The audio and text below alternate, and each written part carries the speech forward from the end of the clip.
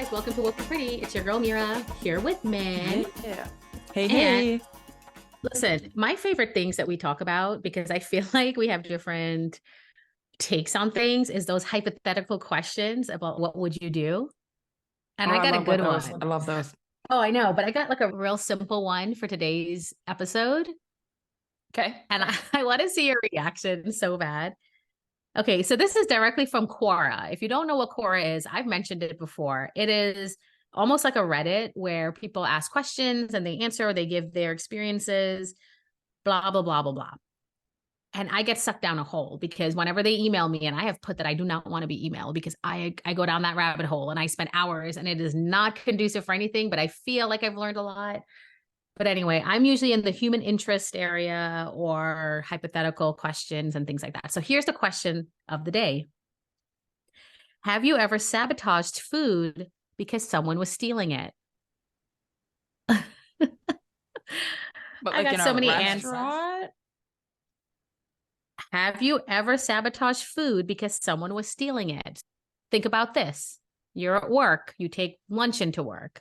You're at college and you have your leftovers in the communal fridge. You have roommates and your roommate drinks your milk or whatever and doesn't replenish it. Stuff like that. Have you ever sabotaged the food? Now, clearly, you're a little confused. I'll tell you my story of my first sabotage. Oh my Because God. yes, I You've have. done this? Yes. I was like, I don't think I've ever done this. I don't think I've ever been. Okay, go, girl. Okay, I'm normally an angel. I went to this private liberal arts college in upstate New York. Beautiful place. I love it so much. Everybody was very, wealthy.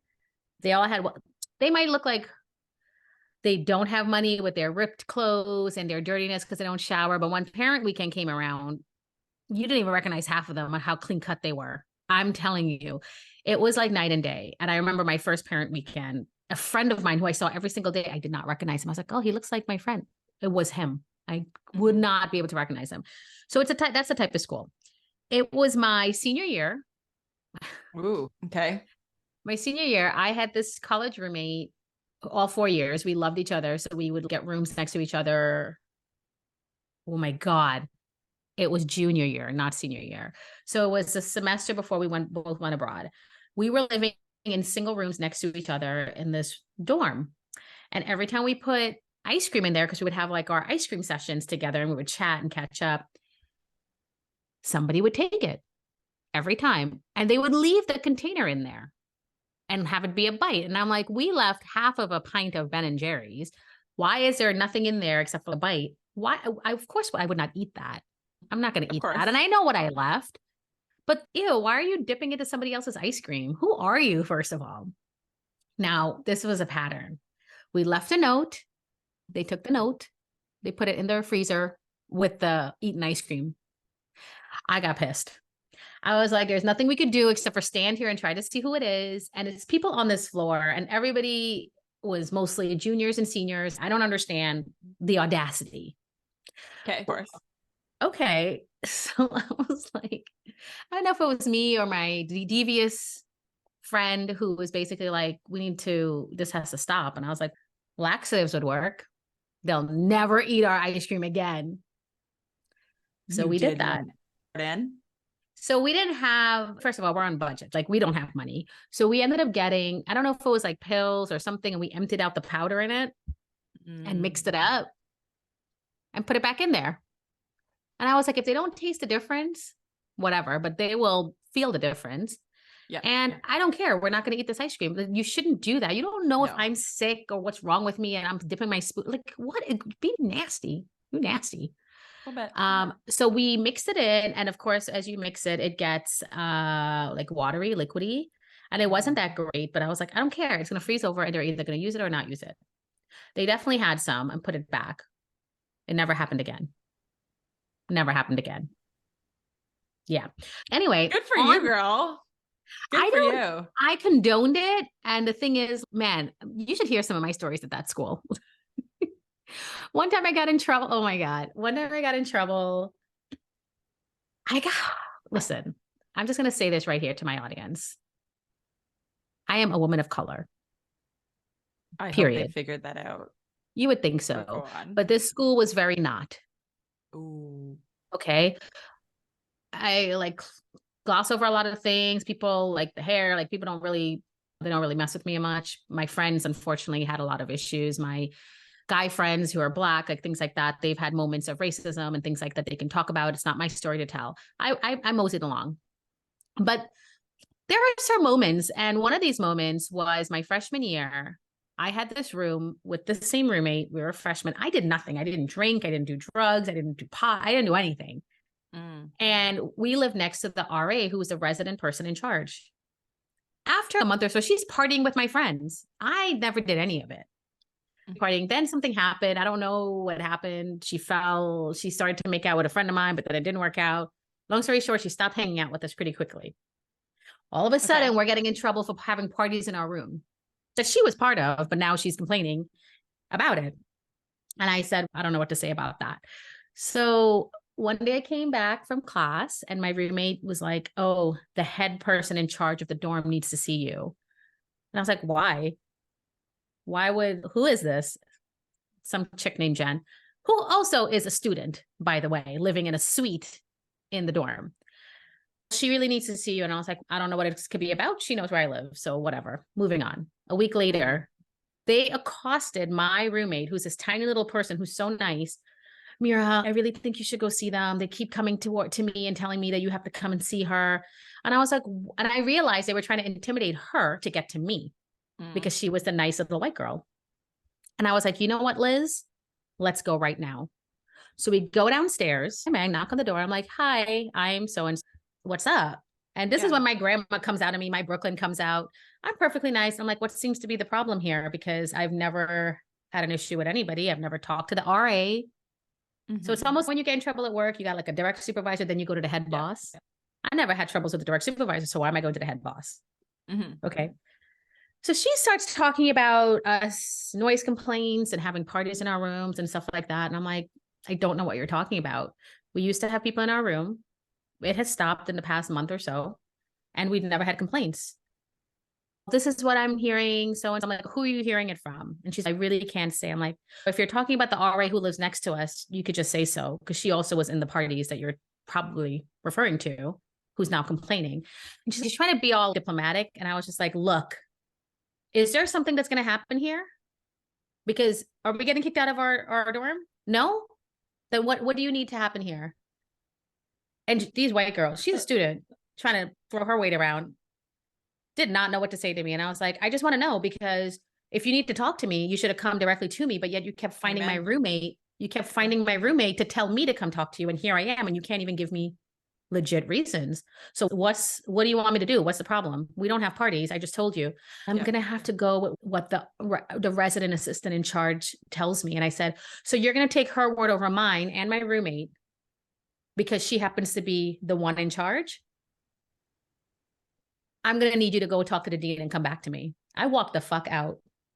Good for you, girl. You can beep the F's on that. And my roommate, my little half my size roommate, is like, look, so scared, scampers behind me. And we close the door in my room. And I'm like, turn around, I'm like fuming. And she was like, I can't believe you did that. I'm like, what's she gonna do to me? Kick me out of a dorm? You know how much we pay? You know how much this school charges for a dorm? We paid at the time, it was $36,000 a year. Right now, it's $75,000 a year for this school. What is she gonna do to me? Please let her drag me. I will drag every single one of them with me. No, I never heard from them again. Say, don't mess with Mira. Dang. It was so unfair, man. If I was actually doing these things, I would be apologetic but it was so unfair. It didn't make any sense. I didn't do any of these things. I wasn't part of this. She was talking about a party in our room, which is basically the friends that she used to hang out with, which is my friends. They came to my room to get me for dinner and we were hanging out. There was no music. There was no party. It was not a party. Come at me. Would you get out of here? Anyway, yeah. So for the person who was eating my food, I'm not petty or vindictive, but I have my moments. Yeah, the sabotaging thing in the core, it went down the rabbit hole though, because it went down the rabbit hole because people would steal food at work and how they got them to stop, and it was people are crazy.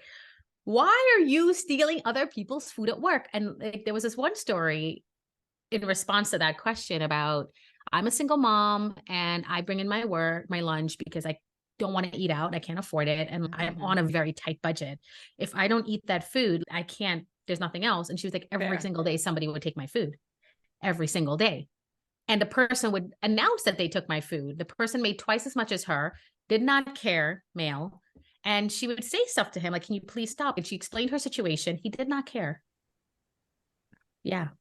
So I think she basically said, I spit in the sandwich. She put a note on it saying, I spit in the sandwich. Good for her. But like, I used to work at a company and the CEO felt like he could do whatever he wanted. And like, you cannot take people's food from home. Hold on. Every year at Christmas, our partners or clients would send us gift baskets, and mostly for the executives. The executives got these big, ginormous gift baskets every year.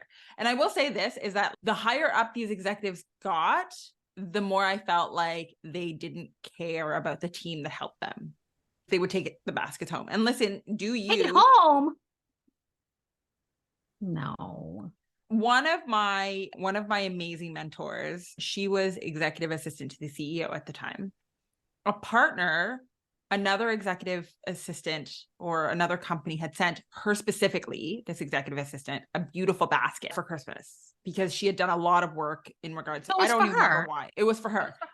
She happened to not have been in the office that day to receive the basket. The CEO literally went to her desk, ripped it open, and took whatever he wanted out of it. That's not nice. For himself to take home? A nice guy. The CEO to take home? Nice guy. He didn't take it home. He just ate whatever he wanted at the office. But if he got a basket, he would share it? No.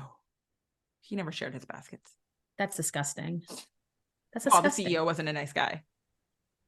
So this particular girl who had this guy who was higher up, who was making twice the salary, she said she even kept the food on her desk. Like she bought an insulated bag to keep the food on her desk versus putting it in the fridge. And he came to her desk and took it off her desk. So anyway, long story short, stuff happened. Ugh. The fact that he would brag about it, it's theft. So I guess he complained that I think she didn't put the spit on the sandwich. Did HR not do anything? No, she didn't put the spit on the sandwich sign. She actually put laxatives in her food, and then he was in the bathroom or something like that. And I would too. He was in the bathroom and he was upset, and he said he would report her to HR, which he did. And then she told HR what was happening, and then they sent out a company-wide thing saying if you steal people's food, it's automatic termination. Good. Because they had footage of him like going to her desk and taking her stuff. It's so freaking wrong. I don't like this question. It's the entitlement for me. It's the entitlement. You're not entitled to anything. But I wonder if she kept it in her purse, would he have taken it? He made it a point. He bullied her. That's bullying because it was always her. Yeah. That's bullying. Yeah. So anyway, some people said things like a group of guys always stole people's food or poured salt into the food. This was in a boarding school. And before dinner, I went into the kitchen and mixed in about 7 bars of X-Lax into chocolate pudding, knowing that the group would be all over it. Listen, it's we're talking about what happened at work. I'm going to give you an example of a friend of mine came by. This was a couple years, not even that long ago. I'm going to say it was like 2 years ago. It was during the pandemic. I was about to leave for BC from Ontario. A friend of mine came by because we had a running joke about something, and he bought me a thing of Oreo cookies. Girl, those Oreo cookies didn't even hit the counter before my friend opened them up and shared them with her daughter. Didn't ask. I literally brought my suitcases down and half of the Oreo cookies were already gone. That's so rude. I know. Didn't ask. I was like, whose house is this? My girlfriend's house. Well, granted, but the least she could have done if somebody had brought her cookies, even though it was her house, I still would have asked. Or in my house. Because they were Oreo cookies? But her daughter maybe. Girl, I didn't even have any of the cookies before they were gone. Did her daughter? Did she give her daughter whatever she wanted? She still does. Yeah, so that makes sense. Her daughter's needs trumped anybody else's. In regards to any of that, though, that to me was still a very selfish act. Both as you as a mother, for showing your child, and then just to have no regard for anybody else's property. That's when I was like, Also, what kind of child are you raising that you give them whatever they want, especially when it comes to other people's stuff? Let's not get started on that child. Dude, I love my cousins and my aunt, but they definitely have abandonment issues. And you could tell all over everything they do today because they are older, still at home, can't leave their mama. I said it. Be careful what you do to your kids because when they get older, it manifests into very interesting ways. That's all I'll say about that. Yeah. Yeah, I could see that habit being a problem. It's like cute. It's like cute when you have spoiled little baby kids and then they get to be 5 or 6 and then they're just really brats and you can't stop the behavior. No, this is the thing that I think the part that irritates me a little bit about this particular situation, and I know that you guys don't know it, is the fact that she's literally raising a little brat. This particular child doesn't know boundaries and she gets anything and everything. And it's not like she's rewarded for, she's just always rewarded. To give you an idea, it's Friday. How old is she now? She gets a 6, 7. Yeah, so she's a brat right now. It's not cute. No, wait till she's 8. Wait till she's 8. Wait till she's a teenager. It's gonna be a problem, and she created the problem. Yeah, I'm waiting for that day because I literally want to be like, laugh. I'm told I am gonna laugh. It's gonna be funny for me because I'm gonna be like, you probably should have put this into place long before this situation happened, and now you've raised a little brat, and that's on you. I'll end this topic with this one from this woman named Mindy Rice, a good friend of hers. She said it's not her, it's a good friend. But I think this is the ultimate messed up sabotage. It's not food coloring in food. It's not X-Lax or someone's using the bathroom. This is someone in her office kept stealing her friend's lunch. So her pet rabbit left little souvenirs all over his cage. See where I'm going here? She filled a bag with the souvenirs, put them in her lunch in the office fridge. Not long after she was at her desk, her boss bellowed, "Who put rabbit shit in the refrigerator?" And my friend sweetly replied, "And what are you doing looking in my bag?" And her lunch never went missing again. You should not be eating people's food. You don't know what it is. Just rude. And it was her boss. Good for her. I'm going to end this episode with that. What a great episode. Nice job, Mira. Short little episode, short little thoughts. I want you, the viewer, if you are on Spotify, you will see the question at the bottom. Mm-hmm. What is your food story? What have you done to sabotage food? I want to read it. And next time we come on, we will read it for you. Okay. So that's it for this episode of Woke and Pretty. So make sure you subscribe to our podcast on Spotify, Apple, or wherever you listen to podcasts, and follow our social media, Woke Pretty Podcast. And we'll talk to you tomorrow. We'll see you there. Bye, guys. Remember, you're the heartbeat of our podcast. Your support, your comments, and your enthusiasm keeps us fired up and ready to bring you more pop culture goodness each week. If you enjoyed today's episode, don't forget to hit that subscribe button so you never miss a moment of action.